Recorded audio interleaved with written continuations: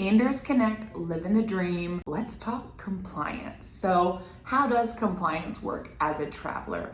And would love to talk you through kind of that process and what that looks like and how it works on our side. So at Anders Group, we are Joint Commission certified, and we have a list of compliance documents that we've committed to the Joint Commission that every traveler must have. So anywhere from background checks, drug screen, filling out forms, notifications, handbooks, kind of your standard Anders Group compliance. But additionally, travelers have to be compliant with a facility because they too are likely Joint Commission certified and have a list of their documents that all employees must have, which means the traveler as well. So that's what can make it a little bit tricky on our side is we will first connect with somebody who's looking to travel maybe months before. And in theory, we'd love to get all the compliance documents well in advance. But since facilities have their own standards, a common example is typically a drug screen. We might require a 9-panel drug screen and a facility requires a 12-panel within 14 days of starting, and that's their requirement to Joint Commission. And so that would be a good example of why we wait, just to avoid having to go twice, right? It's not the most fun to go do something like that.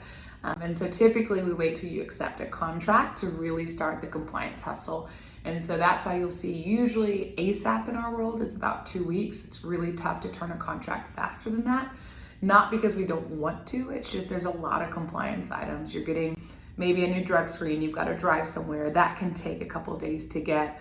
A background check, if it's a facility that requires counties, that can take a while. There's maybe a smaller county that's not electronic. And so usually for us, about 10 days is kind of the sweet spot on kind of really hustling on compliance. And then we just like to explain the why of why we don't do it months in advance is because we have this kind of unique situation that you've got to be compliant with Anders Group and the facility. And so typically the heaviest lifting on compliance is going to be your first contract.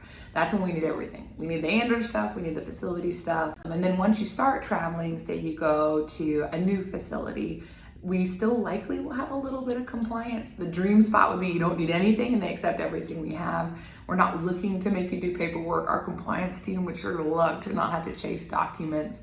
But again, maybe that drug screen they require within 14 days. Well, you've been on assignment with us for 3 months, and so it doesn't match that. And so that's why compliance can be a little bit tricky for us, is that we're kind of dancing not only our internal list, which is easy for us, but we've really got to get that external list. So sometimes that's why when a traveler accepts an assignment as well, there might be a day or two before compliance can really set things up because we're dependent on the facility giving us their list. That's a must-have.